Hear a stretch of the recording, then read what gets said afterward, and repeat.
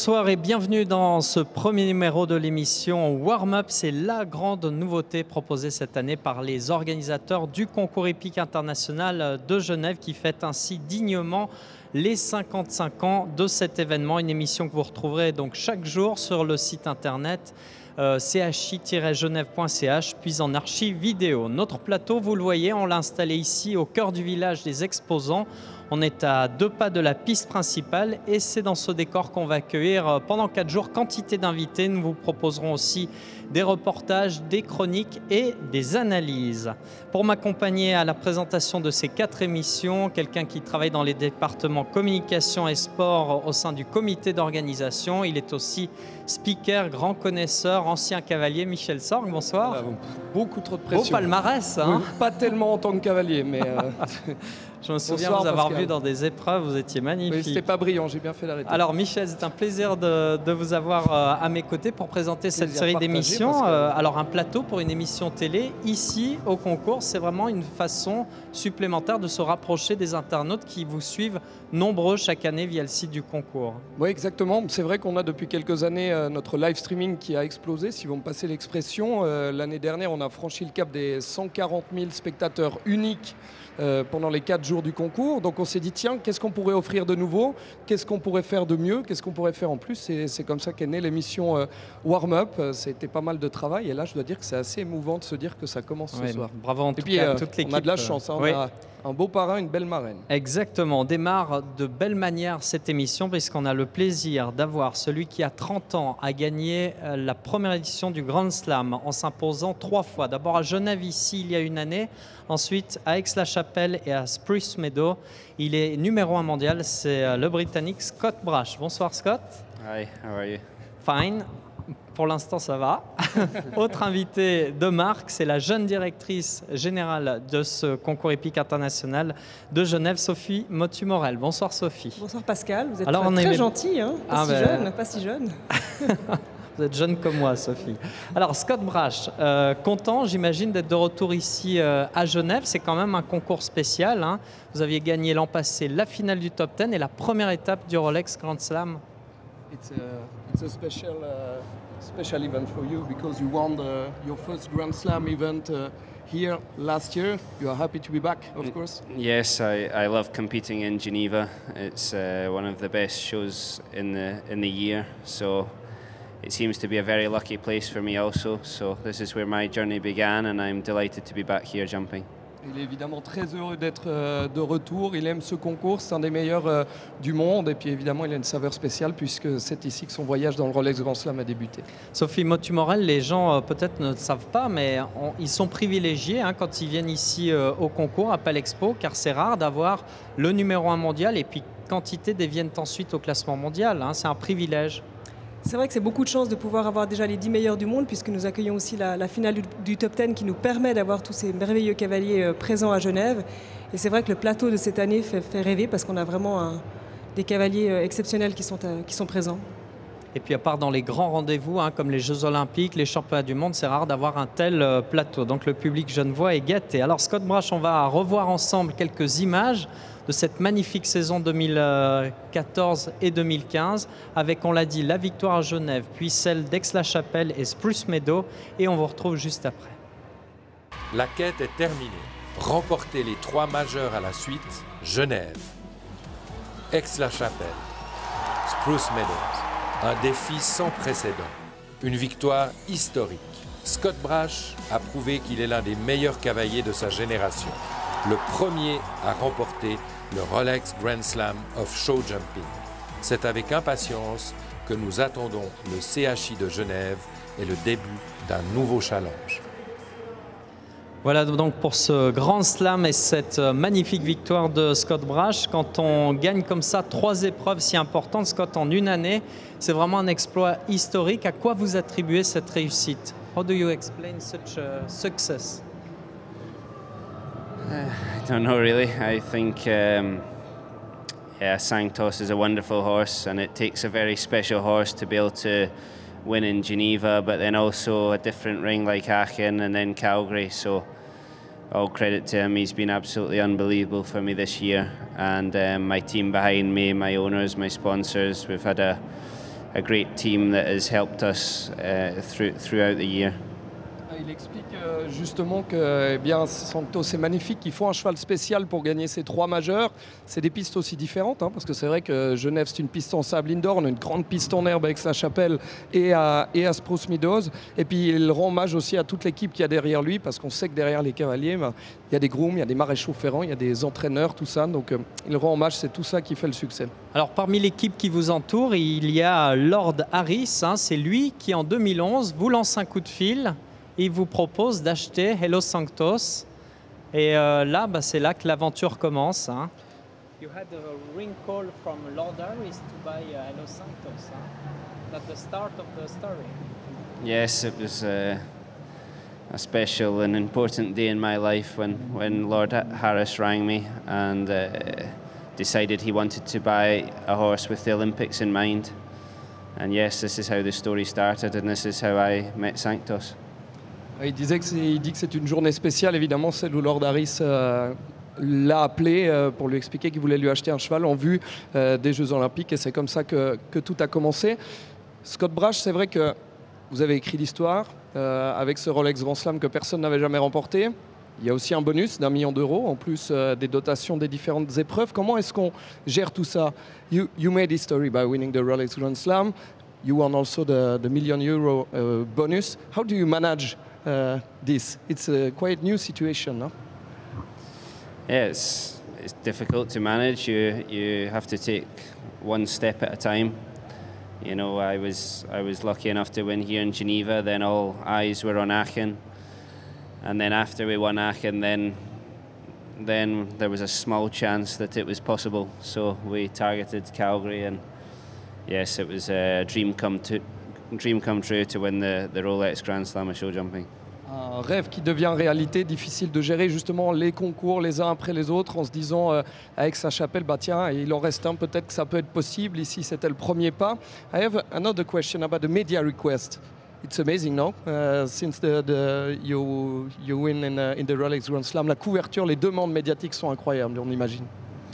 Yes, the media were very intense before and during and after, so they've been there every step of the way. So, but yes, that's part of our job, and yeah, it's a nice story to finish off.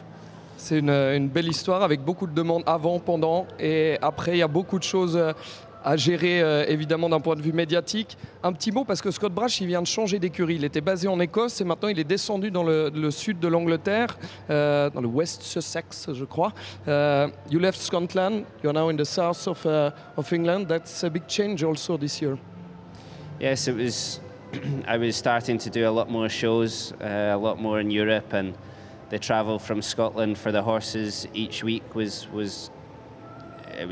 nearly too much. It was very challenging, so I wanted to make my horse's life easier for me and the team also.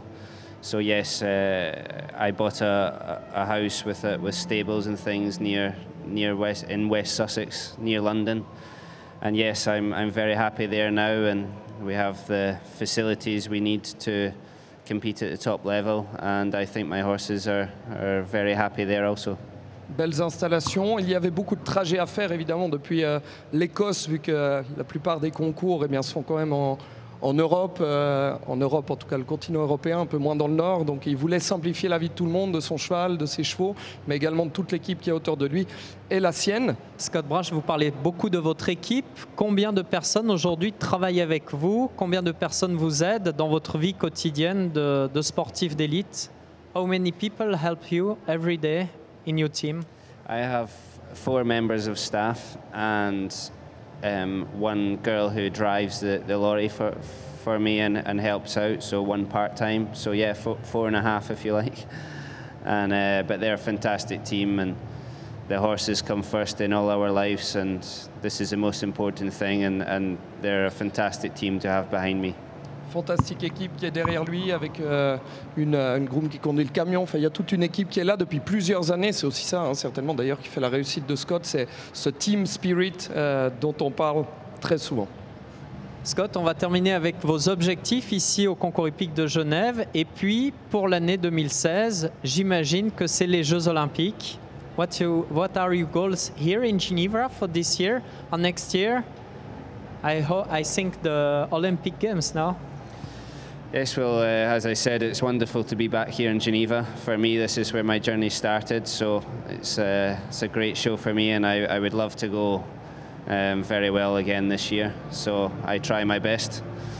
And then, yes, 2016 will be a very busy year for us with Rio Olympics in mind. So, yes, this will be in our heads, and we'll start preparing the horses already for this. Oui, alors il est très heureux, évidemment, magnifique retour d'être ici à Genève. Et 2016 serait une année très remplie avec les Jeux Olympiques en ligne de mire. Et puis lui, il ne va pas le dire, mais je crois qu'on peut le dire avec Los Santos. Évidemment, ce seront des candidats très sérieux à un titre, à une médaille. Mais il y a tellement de paramètres qui rentrent en ligne de compte, mais c'est tout ce qu'on peut lui souhaiter. Merci beaucoup, évidemment. Scott Brash, d'être venu ici sur le plateau de warm-up nous rendre visite. Et on vous souhaite plein succès pour le concours ici à Genève et pour la suite. Merci. Thank you very much. Thank you. Sophie Motu-Morel, vous avez présidé cette année le Rolex Grand Slam qui a été annoncé, lancé ici à Genève il y a 2 ans. Avec un peu de recul, est-ce que vous êtes satisfait des retombées, vous les organisateurs des 3 concours qui appartiennent à ce Grand Slam, donc Genève bien sûr, Aix-la-Chapelle, Spruce Meadows, est-ce que les retombées, les échos des cavaliers aussi sont bons? Bon, écoutez, je crois avec l'année que nous avons vécue là depuis Genève l'année dernière et jusqu'à Spruce Meadows au mois de septembre, on ne pouvait pas rêver d'un plus beau cadeau que la victoire qui nous a été offerte par Los Santos et Scott. C'est vrai que ça donnait beaucoup de crédibilité aussi à notre concept, qui pour certains paraissait peut-être impossible, ben, ça ne l'est pas. Et c'est vrai qu'on ne pouvait pas rêver meilleure vitrine pour nous que cette victoire. Donc en termes de médias, on est évidemment très très heureux de ce qui est arrivé durant cette année. Sophie, vous restez avec nous durant toute cette émission. On va continuer à vous entendre tout à l'heure. Mais avant, retour en image sur l'arrivée de nos champions à 4 jambes. Les chevaux sont arrivés mercredi en provenance des 4 coins du monde et de l'Europe. Vous allez voir dans ce reportage d'Anouchka Gerber et de Sébastien Chastelin qu'il y a du monde pour s'occuper de ces athlètes hors normes.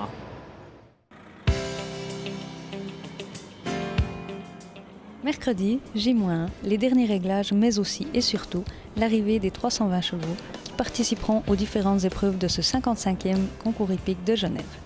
À la tête de cette organisation, Anastasia Schertz, responsable de la gestion des écuries. C'est tout un travail en amont qui commence déjà bien avant chez moi où j'organise un petit peu le plan des box, à savoir où est-ce que je vais placer quel cavalier, aussi en fonction s'il amène des étalons, des hongres ou des juments, pour pas croiser un étalon et une jument l'un à côté de l'autre. À partir de lundi, toute l'équipe de bénévoles arrive ici. Et là, on fait la mise en place réelle sur le terrain. Parmi ces bénévoles, Lara, qui travaille depuis 3 ans au CHI, nous fait part de son expérience. On s'occupe de décharger les camions, les nettoyer, aider les grooms, entretenir les écuries, que tout se passe rapidement et donner le maximum de confort aux chevaux qui sont présents et aussi aux grooms et aux gens qui travaillent. J'ai une centaine de bénévoles qui travaillent. Le mercredi, j'en ai une 50aine, voire une 60aine qui sont là spécifiquement pour le déchargement des camions. C'est-à-dire que les camions arrivent dans la halle. À ce moment-là, les bénévoles sont répartis par équipe. Chaque équipe s'occupe d'un camion. Et puis là, ils aident à décharger tout le matériel. Ils aident à mettre en place le matériel dans les box sellerie. Et pour certains, ont le droit de tenir des chevaux de Grand Prix tels que des chevaux qu'on peut voir et avoir des étoiles dans les yeux quand on peut les toucher de plus près.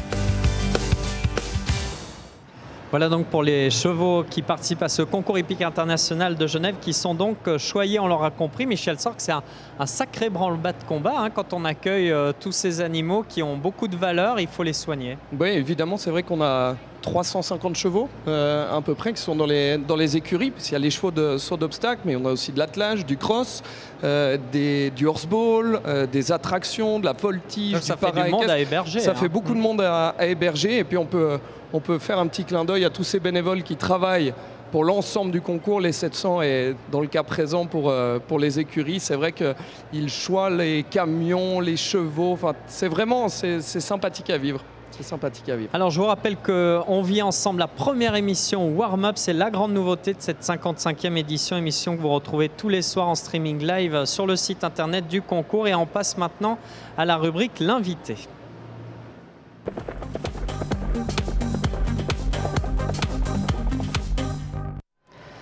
Notre invitée, donc, c'est la jeune directrice générale de ce concours. Oui, la jeune comme moi, Sophie Motu-Morel. Alors, on l'a vu dans le reportage, il y a beaucoup de monde qui travaille aux écuries, mais plus globalement autour de vous, que ce soit au comité et puis dans le dicaster des bénévoles. C'est vrai qu'il faut savoir que pour monter l'événement, nous sommes 30 personnes au comité, 4 personnes à l'année qui travaillent sur le concours hippique et évidemment les 700 bénévoles qui retroussent leurs manches durant les 4 jours du concours pour nous aider à nous faire rêver, à vous faire rêver durant l'événement.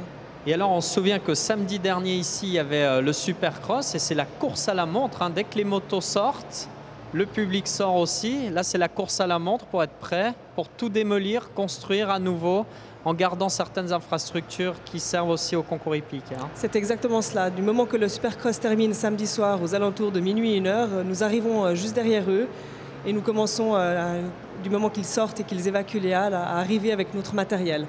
Alors il est vrai que nous partageons une partie des infrastructures pour gagner évidemment du temps entre les deux événements, notamment une partie des gradins, de la sonorisation et de l'éclairage que nous partageons avec le Supercross.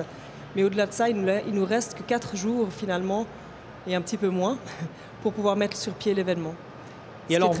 Et alors vous privilégiez aussi l'aspect multidiscipline que vous présentez au public. Il y a bien sûr le saut d'obstacle qui occupe une grande partie du programme, mais aussi quantité d'autres disciplines. Et ça, c'est votre souhait de les mettre en valeur aussi.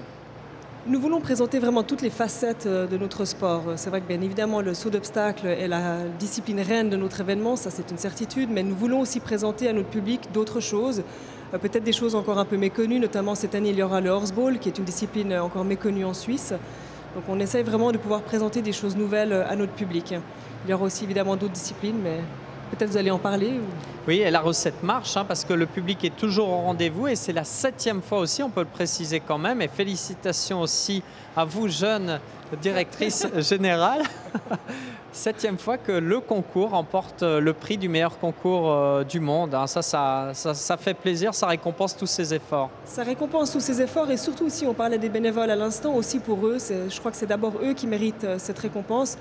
Mais c'est vrai que c'est une telle reconnaissance de la part des médias, des cavaliers et aussi du public qui votent pour nous, enfin qui ont en tout cas voté pour nous.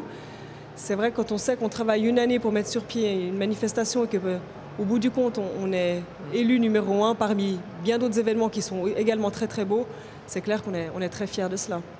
Budget de plus de 7 millions de francs, il faut réunir tous ces moyens dans une période un peu difficile. Comment vous en sortez de ce côté-là? Je crois qu'on peut dire aussi, on vient de remercier nos bénévoles, mais on peut aussi remercier nos sponsors. C'est vrai qu'on a des partenaires et sponsors qui sont très très fidèles depuis de nombreuses années, notamment Rolex qui est à nos côtés depuis maintenant bientôt 20 ans.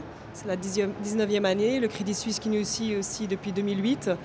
Donc c'est vrai qu'ils sont restés aussi à nos côtés lorsque nous avons décidé de sortir du giron de la Coupe du Monde et de créer ce grand chelem. Eh bien, tous les sponsors ont décidé de rester à nos côtés et ça, c'est vrai que cette loyauté nous donne aussi envie de nous surpasser. Alors on l'a dit, Sophie Motu-Morel, vous avez remporté pour la 7e fois ce prix prestigieux du meilleur concours hippique du monde, notamment grâce à ses infrastructures, son accueil, le soin dans la décoration qui cette année est placé sous le thème de la montagne. Alors c'est sur votre grande piste, la plus grande piste indoor du monde, qu'on a retrouvé le champion olympique, le Suisse Steve Gerda, qui a connu, on le sait, une année 2015 un peu spéciale, marquée par des succès, marquée aussi par cette histoire de suspension pour prétendu dopage qui n'en était pas. Il s'agissait d'une intoxication via les graines de pavot qui étaient dans le fourrage de ses chevaux. Alors on l'a interrogé, Steve Gerda, et on l'écoute et on en reparle ensemble après. Steve Gerda, bonsoir, bienvenue à Genève. Déjà, on aimerait savoir, après une année marquée par des hauts, des bas, comment va le bonhomme, le moral, ça va? Oui, je pense que je vais bien. Je n'ai vraiment pas le droit de me plaindre. De toute façon, quand je me retrouve à Genève, je suis toujours, c'est juste du bonheur, donc quelqu'un d'heureux. C'est un concours qui vous motive. Vous avez signé chaque fois des magnifiques exploits, des magnifiques victoires. Cette année, quels sont les objectifs? Je pense que comme d'habitude, j'aime pas voir les objectifs à la baisse. Donc Nino est là en plus, il est en pleine forme, donc j'espère vraiment qu'on va pouvoir briller dimanche. Quand on court comme ça à domicile, on a envie de bien faire. On est très attendu par le public, les médias. Vous avez un marathon médiatique avec près de 37 interviews. Là, vous avez le temps de monter encore? Oui, non, je pense que j'ai mon frère qui m'aide en plus, qui cadre bien tout ça. Donc il y a assez d'heures dans la journée pour essayer de faire plaisir à tout le monde et ça fait partie de mon job. Quand on voyage, on fait des concours, on voyage beaucoup, hein, beaucoup dans l'avion, dans le camion. Est-ce que vous avez le temps de souffler, de penser un peu à vous, de partir en vacances, de penser à autre chose que le cheval? Des fois, j'ai presque l'impression que c'est à cheval que j'ai l'esprit le plus libre et que je suis le plus heureux et le plus libre. Et c'est là que, quelque part, je repose mon esprit, en tout cas, et ça me fait toujours du bien. Et si j'ai besoin de me ressourcer ou de penser à autre chose, c'est plutôt sur le dos d'un cheval que je vais me sentir le mieux. Donc, ça va pas trop mal. Si on se projette sur l'année 2016, le grand rendez-vous que tout le monde attend, c'est les JO. Là, j'imagine que le rêve, c'est d'y être, de défendre votre titre. Oui, bien sûr. Je pense que mes coéquipiers ont été fantastiques cette année. Ils ont réussi à qualifier la Suisse pour les JO. Donc, on a une place par équipe et à moi de faire tout ce qui est possible maintenant pour faire partie de cette équipe et espérons du voyage à Rio. Alors, nous, on a la chance de s'entretenir avec vous. Il y a plein de gens qui aimeraient parler avec vous. Si vous avez un petit message à leur dire, à vos fans, à vos supporters là, qui vous tiennent les pouces, que ce soit ici dans les tribunes ou alors devant leur télé. Merci. Franchement, c'est la seule chose. Je pense que cette année, peut-être encore plus que les autres années, je dois les remercier. Ils ont été là justement, comme vous l'avez dit, dans des moments qui étaient un peu plus difficiles. Et c'est là qu'on reconnaît ses vrais amis, en tout cas ses vrais fans. Et c'est pour ça que j'ai juste envie de leur dire merci. Vous avez été élu cavalier de l'année par le public. Ça compte. Oui, je ne sais pas si c'est mérité, mais c'est en tout cas avec énormément de bonheur et de fierté que j'accepte cette récompense. Voilà donc pour cette interview de Steve Gerda qu'on a vu donc souriant et motivé ici à Genève, tant mieux. Alors Michel Sorg, on espère que son cas fera école et surtout qu'il aura des changements au niveau de la FEI parce que c'était vraiment le souhait de Steve Gerda. Il a dit, moi pas de poursuite juridique parce qu'il aurait pu se retourner contre ceux qui ont quand même lésé son image à tort. Est-ce qu'il y aura des changements profitables pour éviter que ce triste cas se répète? Alors, il y a eu une assemblée générale de la Fédération équestre internationale il y a quelques semaines maintenant à Puerto Rico et il y a des mesures qui sont prises en fait pour redéfinir les aliments ou les substances qui sont découvertes qui peuvent être considérées comme de la contamination alimentaire. Parce que tout le débat était là avec Steve Gerda, c'est qu'il s'agit de contamination alimentaire. On travaille avec des animaux, on ne peut pas vérifier dans un champ ce qui se passe, on ne peut pas vérifier dans la nourriture, examiner chaque grain, on parle de nature. Donc la FEI est en train de travailler là-dessus, justement pour la redéfinition des substances considérées comme de la contamination alimentaire, pour éviter que ça ne se reproduise. S'il faut voir un bon côté, on ne peut pas trop parler comme ça, mais s'il faut voir ça d'un bon œil, espérons qu'au moins ça sert. Pour éviter que l'image d'un sportif qui n'a rien fait d'illégal soit ternie, comme ça a été le cas avec Steve. Vraiment une grosse histoire pour absolument rien, puisqu'il a été totalement blanchi. Alors, on l'a dit, il y a plusieurs rubriques dans cette émission Warm-Up. On va maintenant enchaîner avec les temps forts de la soirée et de demain.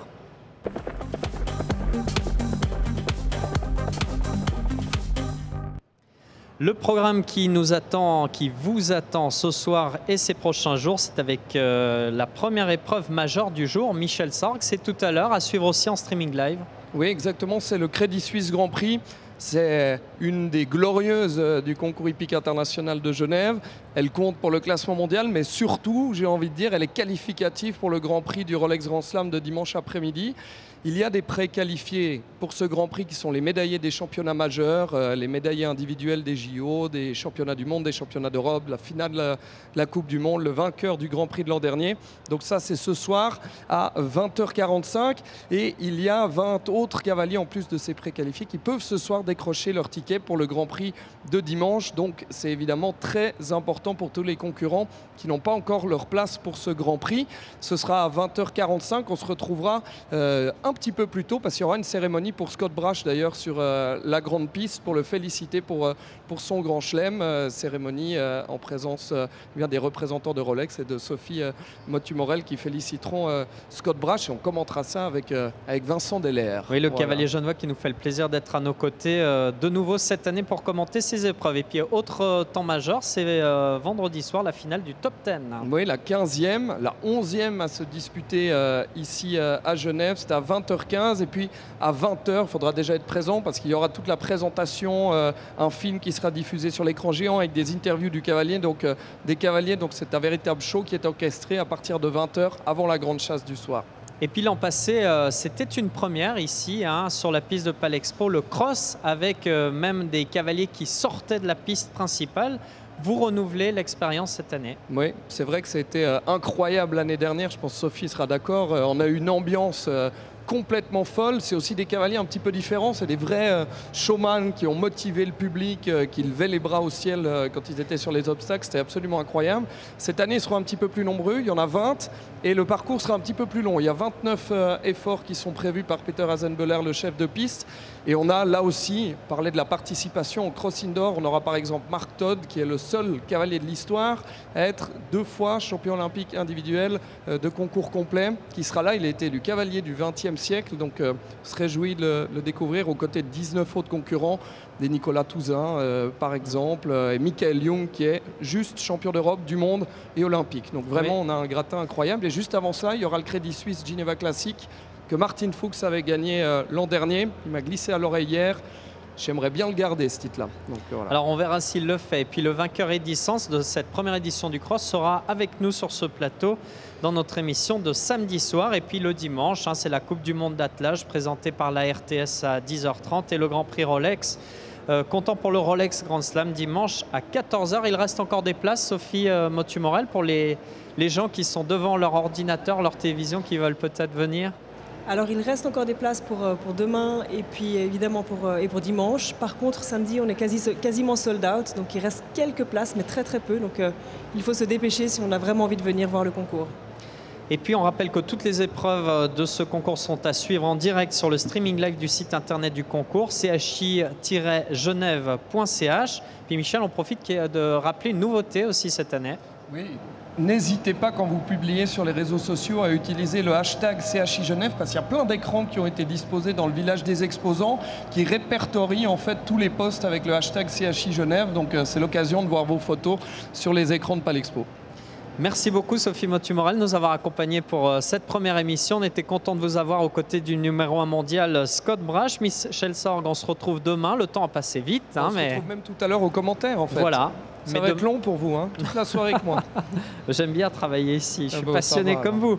Alors Michel, on se retrouve demain donc à 19h15 pour la deuxième émission Warm-Up. On accueillera le cavalier suisse Romain Duguay, auteur d'une saison 2015 absolument extraordinaire. Et on accueillera aussi la championne de dressage espagnole Morgane Barbanson-Mestre. Et puis on entendra aussi quelques cavaliers, jeunes cavaliers romans titulaires d'une wildcard. Bonne soirée et à demain 19h15 pour Warm-Up.